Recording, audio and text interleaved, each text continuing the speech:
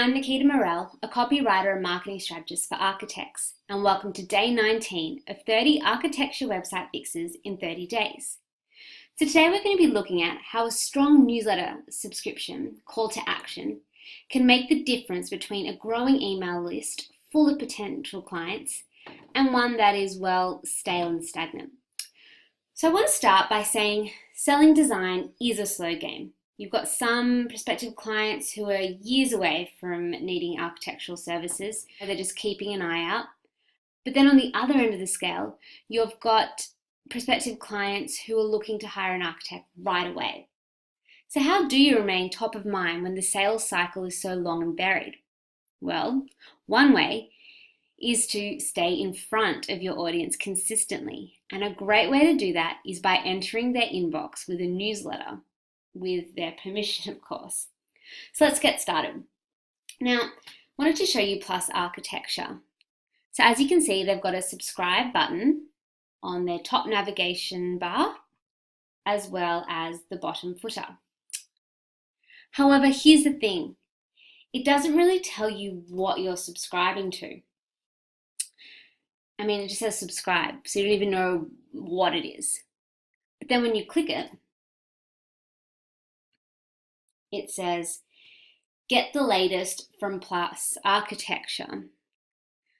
So what's the problem with this? Well, number one, the latest what? It's just saying get the latest. It's a bit broad. So it could be news, updates, service discounts. What are you actually getting? And then taking it a step back, I mean, I guess it's implied get the latest from Plus Architecture, but I mean, it doesn't really tell you it's even a newsletter that you're subscribing to. So here's the problem. Your prospective client's inbox is already filled with hundreds of newsletters, and they only read a handful religiously. I mean, think about your own inbox for a second. Why do you look forward to some email newsletters and send others to the trash without even opening it? My guess is your favorite newsletter offers you some sort of value. Perhaps you find the newsletter interesting or entertaining, or you get immediate access to certain information. So it makes sense, right? You'll attract more clients if you're offering to teach them something of value rather than by trying to sell your architectural services. So rather than a vague call to action, such as get the latest, Plus Architecture could be more explicit. They could say up here, want to stay in the loop? Sign up to our monthly newsletter to receive updates, useful tips, and hints for working with architects and valuable resources. See, all of a sudden, you know when you're going to receive the newsletter, monthly newsletter, and what type of content will be included. So you're much more likely to sign up for something where you know exactly what to expect. And your call to action actually also depends on your tone of voice. For example, if your company uses a more fun, friendly, and conversational voice, your call to action could be something like, some people say we create beautiful homes. Sign up for our monthly newsletter and see for yourself. And a bonus tip. Newsletters are a cost-effective medium for building relationships and maintaining regular contact with prospective clients as well as past clients. But you need to respect that you are entering someone's inbox. So many architects send out newsletters filled with just random updates. Started construction on George Street, or Pitt Street has reached building approval now. And whilst these types of updates are important to your practice, put yourself into the shoes of your prospective client. Does this information really add value to them? Does the knowledge you are giving them make them smarter, happier, or better informed? Here's another quick example. I see this all the time as well. Practices nestling their newsletter right at the bottom of their contact page. So as you can see, you've got all the contact information, and down here, just click newsletter, name, email, subscribe.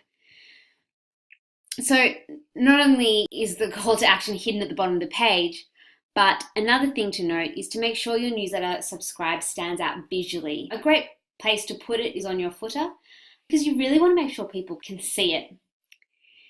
Here's an example of a firm that I think is doing it well. So firstly, I love their site. It's just so simple, beautiful tagline. You scroll down, this is visual architecture.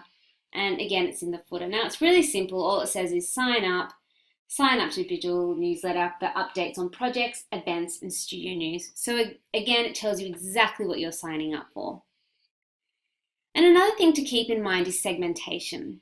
The content you want to share with prospective clients, past clients, and even the media might need to differ according to your marketing objectives. So be sure to segment your lists accordingly. Not everyone needs all of the same information.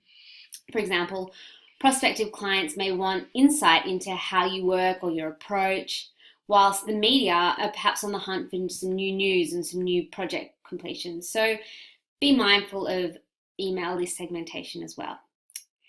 And finally, remember, newsletters are a great way to build trust and allow prospective clients to know, trust, and like you.